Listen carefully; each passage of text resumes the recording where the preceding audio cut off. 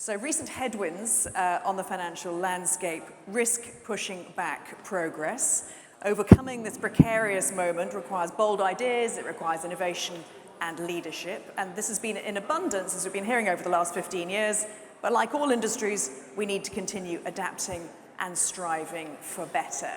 Now, obviously, some of you are moving around, that's completely fine, but let us hear now, with a little bit of quiet in the room, from leaders doing just that. And to introduce them, let me welcome the moderator for this panel, co-founder of Seven Hills, host of the Changemakers podcast. It's Michael Hayman.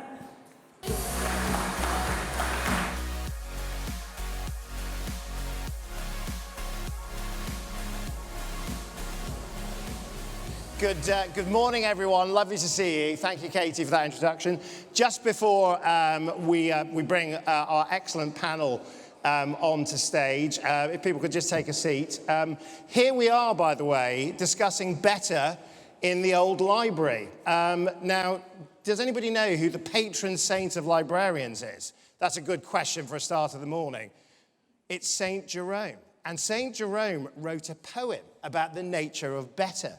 And he said it like this, he said, better, better, best, till our better's best, and our better's better, and our better's best. This idea about what does best look like. I thought that was actually inspiration from the 4th century there to bring us in to the 2023s, because I suppose patron saints of FinTech may be about who we're about to meet, because we've got an absolutely brilliant panel who I'm going to bring on to stage now to discuss the future of financial services, not just different, but better. Please give them a big round of applause.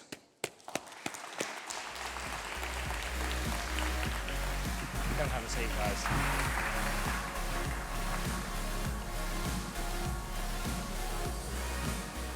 Now, just a quick word of introduction before, so I'm going to save everybody the sort of commercial break.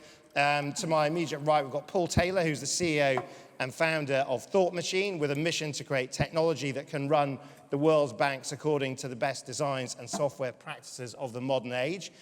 We have Sam Seaton, who's the CEO of Moneyhub, the award-winning open banking, open finance, and open data platform that transforms data into personalized digital experiences and initiates payments. Charles McManus is the CEO of ClearBank, built on the belief that banking infrastructure would no longer slow down progress. Instead, it would be the catalyst that unlocks the potential to innovate.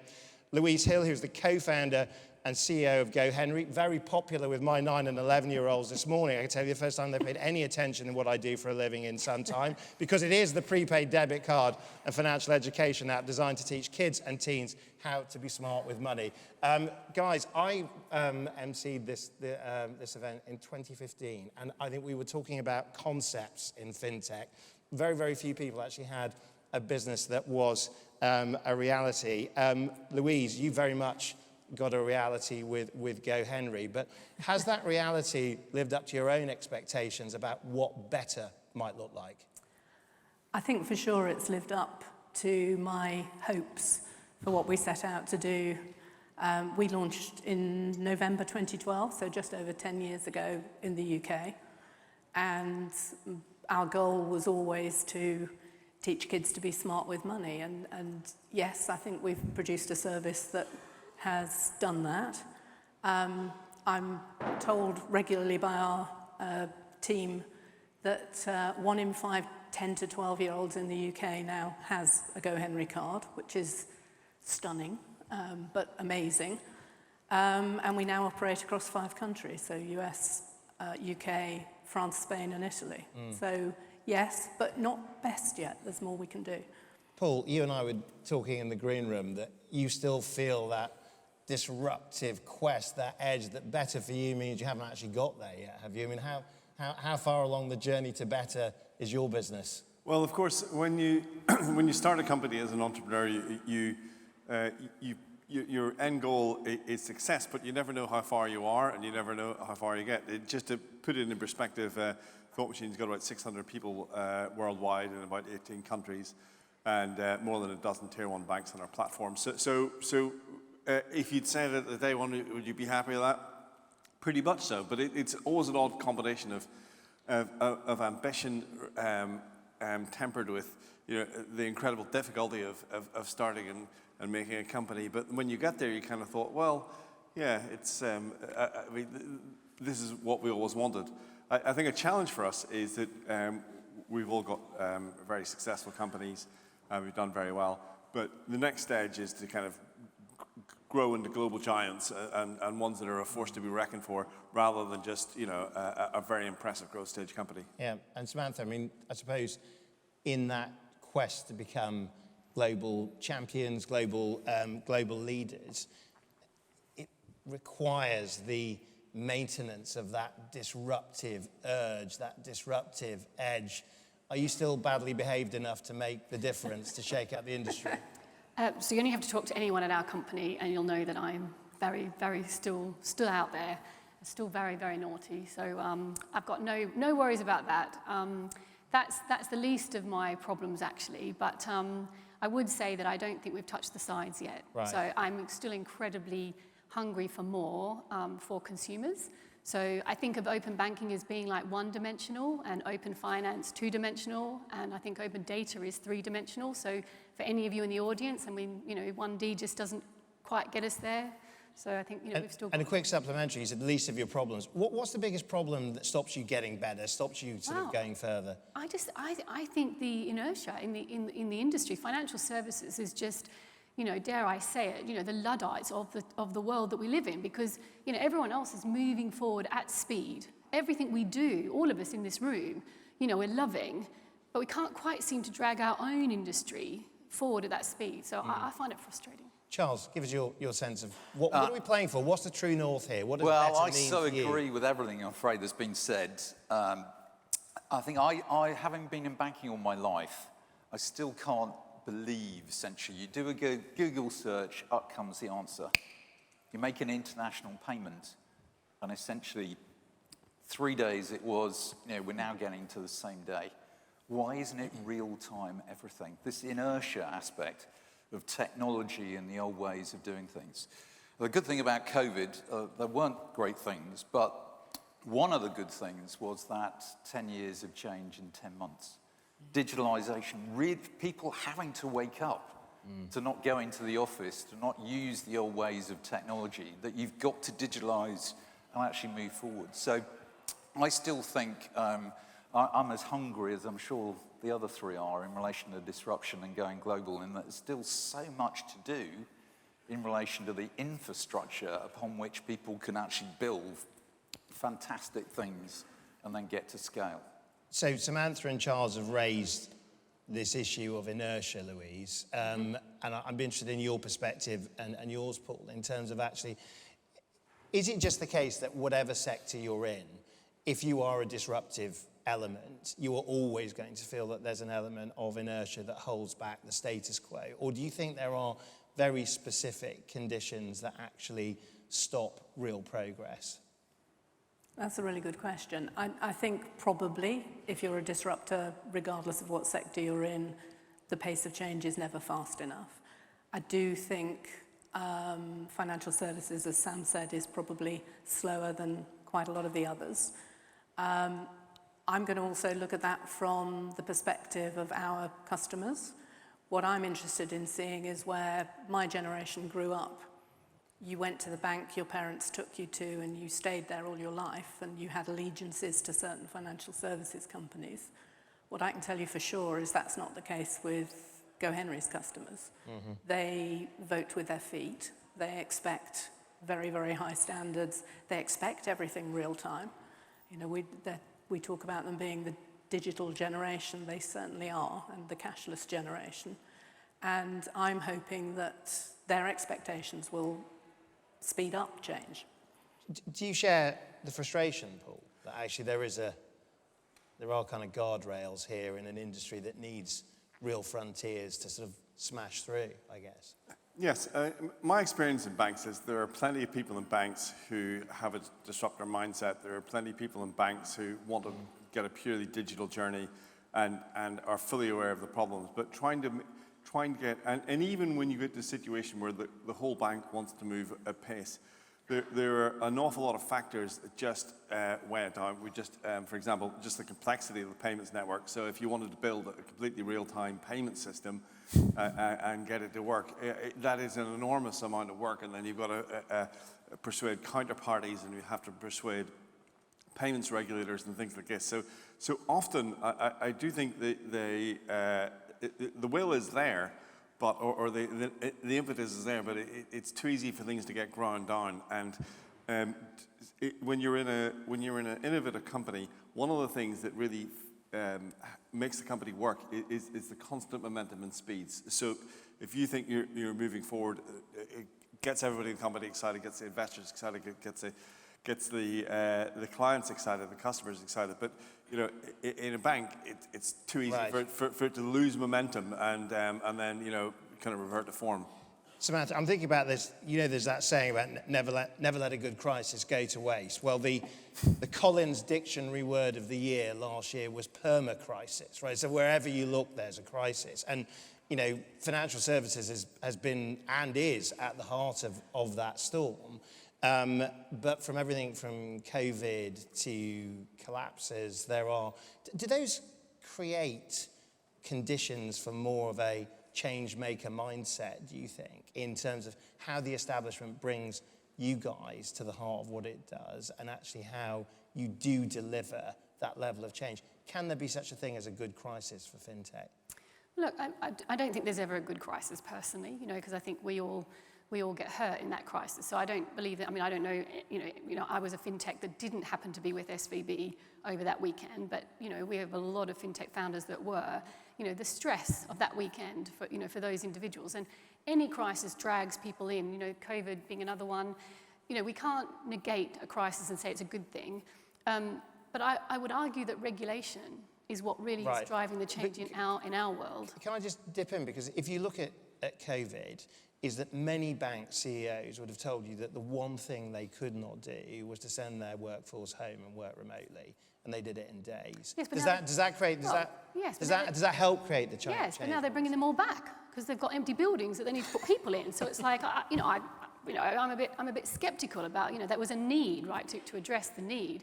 And some of the other things I get a bit frustrated about. So COVID was good in terms of it addressed the digital thing, but I don't know if you've opened a bank account with some of the banks that are like digital, but we did one the other day for Moneyhub, opened another account, and I filled out 23 pages online as a PDF because they'd gone digital. It's like, they've had a panic, haven't they? That's what they've done, so that I can do it with DocuSign, but it's not really digital, is it? Can I just make a point? You can. There's a misalignment in risk in real time. For example, the Silicon Valley thing.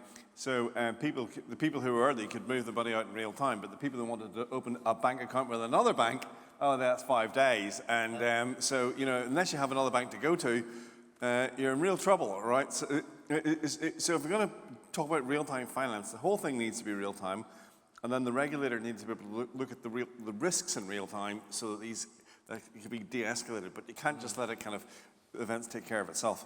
Charles, speak a little bit for your former colleagues. I mean, in another life, you've obviously seen what it's like the other side of the desk, right? In terms of how institutional finance joins the disruptive journey and creates more opportunity for, I suppose, positive disruption. Yeah, well, we've seen it, and we've seen various examples, actually non-successful ones, where the large groups have they can't change what they've got. They want the cultural change, they want the FinTech attitude, and they want the speed. So set up a hub, buy a subsidiary, start the new digital bank over here, and then we'll migrate mothership to that. It's not worked. It hasn't worked because the mothership, I call it sort of the antibodies kick in. And to the extent of the second line in particular, risk management has saved numerous banks in relation to credit crises. And so there may be the innovation at the front end, but rightly there's the risk appetite behind all of that within banks. Yeah, and a lot of people that would be sat within a bank listening to this, I'm sure would say, well, look, our job is not to take risks, our job is to keep things safe. Exactly, right? But there are lots of different ways and business models like our own, where we hold all of our cash at the Bank of England, in relation, deliberately so, in relation to trying to be the best in payments and clearing and infrastructure, but not create counterparty credit risk. There's lots more that the big banks obviously have the disappointment, for example, I mentioned SVB, is that it wasn't one of the disruptors that won. And that's a grave disappointment. It happens so often in a banking financial crisis where scale, financial stability for the authorities have to resort back to sort of scale. Yeah. We've got to win one of those one day rather than the big four actually with a $2 billion funding line. And Louise, just pick up on this issue about risk appetite as you grow, as a business like yours goes from being the startup to the scale up to becoming an industry standard. Mm-hmm. How does the risk appetite change from within when the disruptor risk becoming the disrupted, I guess, by new arrivals, those sorts of things? How do you keep it fresh? I think the risk appetite has to grow and scale alongside the business.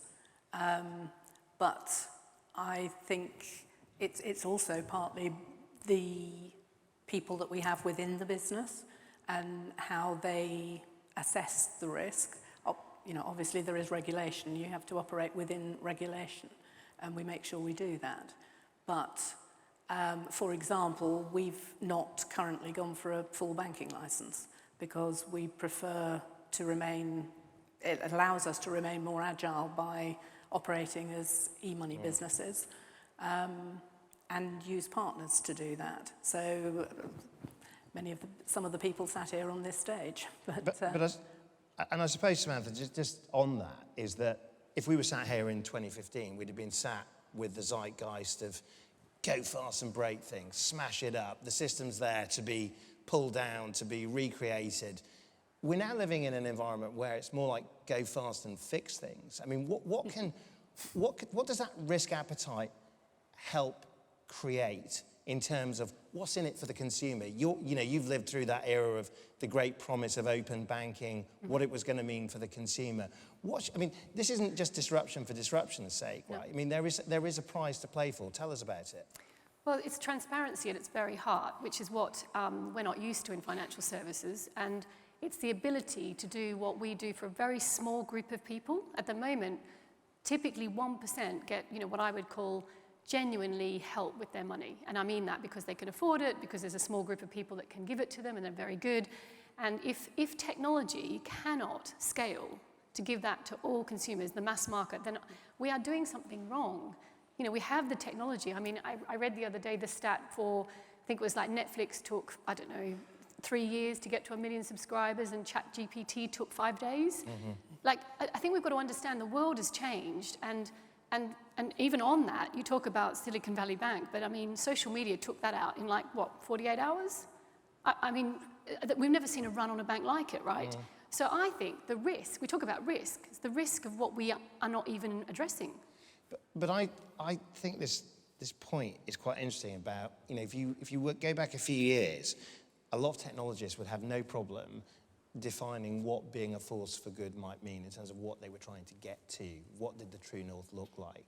As a market matures, of course, it's almost easy to sort of talk about what you're defending against. What are you playing for, Paul?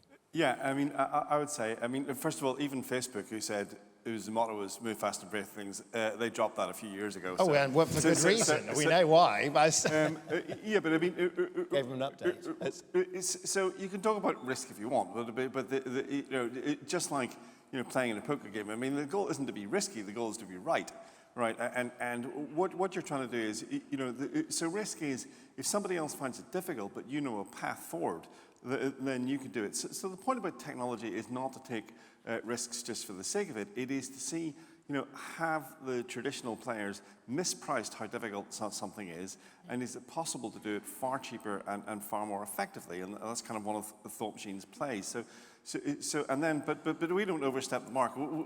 We're not a lender, and we don't do things like credit risk. We leave that to other people who are experts. So the goal is not to be risky for the sake of it. The goal is to say, can we do this and do it very, very well, and in so doing, add value and get people out of the overly conservative mindset who've talked themselves into a view that a particular activity is riskier than it really is. Right. I mean, what I'm going to just take from you, Paul, to Charles is that I suppose better, faster, cheaper, get it, great line. But is that the limits now of the idealism, do you think? I mean, is this what the true north of FinTech is? It's got to be more than that, hasn't it? Not at all. Enabling, right? Unlocking the potential in relation to all of these. I'll give you one example that's coming to the UK that I love innovation. The UK housing market. So I call it Friday-itis in terms of waiting for your chap's payment to clear and your solicitor. You've got everything in the removal van and you're waiting for the chain to complete.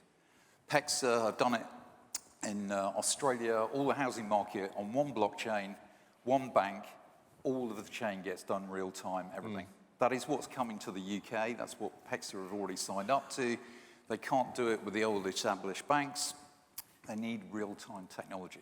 So think of the experience. One of the most stressful things in life, right? Divorce, having a baby, moving house, right? Yeah. Why does it have to be so bad? Right, we'll go to a supermarket, select your solicitor, select your removal firm, select your house insurance, and all the payments get done by ClearBank real time. I'm glad you did pick up on what... That's the type of chain of using all this stuff to change the SME and customer experience. I'm glad you picked up on what Friday-itis was, because I had pictures of you sort of like looking at Rightmove all afternoon. But I mean, Louise, give us... There's lots of other examples. But the seamless experience. But you're working with young people, you know. I mean, presumably there is an element of idealism that goes beyond and above, you know, just running a great financial services business for kids. I mean, there must be a bigger... Give us the pitch. Yes, there absolutely is. You know, it is a mission-led business. And actually, again, in many ways, I think my colleagues sat here on the stage are also running mission-led businesses because they've set out with the intention of delivering something better than exists currently. And if you look, we've talked about perma-crisis.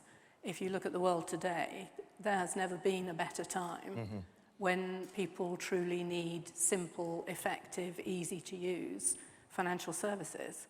And better still if there is education embedded within them. You know, at GoHenry, we obviously spend a lot of the app is about money missions and learning about money.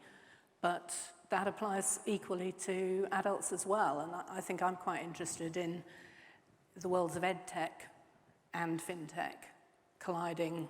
They were colliding already, but I think colliding more and more and driving that. Just a quick word, Paul, from you. I mean, on this point about, in a lot of sectors, people want to understand the social mission alongside the profit mission. Its relationship with creating a better planet, better opportunities for people, delivering progress. Do you see the world through that lens from a thought machine perspective, that you can be part of that change we're looking for in society more generally? Yes, I do, but I'm not going to overstate our case. I mean, so I think we've got a place to play. And the specific thing we're going to do, the specific things are radically reduce the overall cost of banking, right, number one. And the second thing, radically reduce the carbon footprint of banks. And in doing that, that frees up a budget and time and resource for doing other things like financial inclusion. So we're an enabler for other people to do financial inclusion. But when you look at the carbon footprint of a bank, it's pretty extraordinary. And you know, if we're completely successful with cloud migration, digital-only journeys, all these sort of things, we can radically reduce it. And then you know, so a typical fact we use is in a European or American bank, typically £100 per user of the bank per year just to run the current accounts and everything else, and we want to reduce that to £1 or £2. Again, that'll reduce costs, reduce fees, reduce charges, everything else. Samantha, let's move on to government. We talked about Silicon Valley Bank. Government pretty quick off the mark there. FinTech is one of the big bets on the global stage for the UK internationally. When it comes to running a business and your relationship with government, regulation, how it leads to this disruptive, innovative climate you've been talking about earlier, how would you score it? What would you see the role of the UK government right now? Well, I think the UK, we are very fortunate because we are still leading the way with open banking compared to the rest of the world. Some of them are adopting parts of it around the world in kind of slivers, but really the UK has been very good on that front. But what upsets me is I feel we're falling behind a little bit. So the smart data bill has got a bit stuck. And I think that's a big enabler for what we need to do next. And the other thing, I think we've got to kind of own up to is the fact that, we wouldn't have consumer duty regulation coming in July if the industry was a good industry that over the last 10 years had galloped forward at a pace where we'd put the customer at the forefront of everything we do. We wouldn't need regulation like that, would we? Louise, what do you think about that? I mean, how do you, is it a liberal enough environment from a statute book perspective? You've talked about what you've opted into and what you've opted out of. But in terms of for you to be the world beater you want to be, do you have the climate to be able to do that here? I think potentially yes. I agree completely with what Sam is saying about the consumer duty regulations coming in. I think the danger is that regulation could turn into something that defends against bad players and therefore at the same time hobbles good players. And it's a very fine balance to be able to stop the bad whilst enabling the good. And I think that remains to be seen. And presumably, Charles, you need a more sophisticated legislature as this sector becomes more sophisticated. So many of the issues that you're facing as maturing businesses, but also as technology itself continues to change. How do you feel about the agility of the legislator from your perspective? I think I laugh because going back to when we founded ClearBank in 2016, we managed to get 26 different parties together in a room. And that was the FCA, the PSR, the Bank of England, the Sterling Monetary Framework, to become a member of the payment schemes and get a banking license. And of course, the rule books didn't allow, you couldn't become a member of a payment scheme unless you had a banking license. Well, we didn't have one. The sheer number of stakeholders, educating the FCA, for example, on cloud. We flew the CTO of Microsoft from Redmond, I remember in Canary Wharf, to talk about the attributes of cloud and safety and resiliency. Obviously, we've moved on a lot. However, there's still way too much complexity. What does the PSR do? What does Pay UK do? What does the FCA do? And someone else has got an opinion too, and a whole raft of 5 other bodies. We've got to try and cut through that in relation to the number of lobbyists and the people that actually decide. And in the digital asset space in particular, and the government's aims, we're massive to try and progress digital assets, not cryptocurrencies and gambling, but actually more efficient settlement and clearing. So Paul, quick bit of advice to government right now in terms of how you actually make things clearer, a little less complex. I would agree with all that, but there's too much bias on the status quo. The cloud is massively more stable, massively more scalable, massively more secure, and it's ridiculous to argue otherwise. And that needs to be the default position. And you cannot say, oh, it's risky, it's new. It's not. It's certainly not new. And when just as you said, the rest of the world's already in the cloud, and lots of fintech stuff, lots of bank stuff is, but there's still a worry, and we need to dispel that worry. Right, we've got a couple of minutes before we finish. Let's go back to our exam question. Better, this idea. We talked about that idea about St. Jerome going for best, what it means. Perhaps not the patron saint, but Jeff Bezos did say it's always day one at Amazon, right? That actually there is this idea of that you've got to keep that startup mentality if you want to get better. Louise, how do you keep it fresh? I think the people we hire, I think the focus on the original mission, and that fundamentally drives a constant quest for how do we serve our customers better, how do we provide better services. Charles, going for best. How do you get there? Innovation. So the whole digital asset world in relation to tokenized deposits, digital currencies, central bank digital currencies in my world, that's where we must go. Samantha. Well, for us, every person in Moneyhub counts. So enabling every individual to make a difference is what really keeps, I think, the innovation and the progress going. Paul. Yeah, in Thought Machine, as we grew, we decided to write down our culture and write down our principles, and we spent a lot of time doing it. And the number one is product excellence, and the number two is teamwork. And by product excellence, we say, no matter how, we're not going to win at all costs, but we are going to win by producing products that our banks just think are excellent, full stop. And in doing that, that is how we're going to succeed. And then we're going to be a great company to work for, and we're all going to work in the same direction. Making those very central to everything we talk about and everything we do really enables the mission.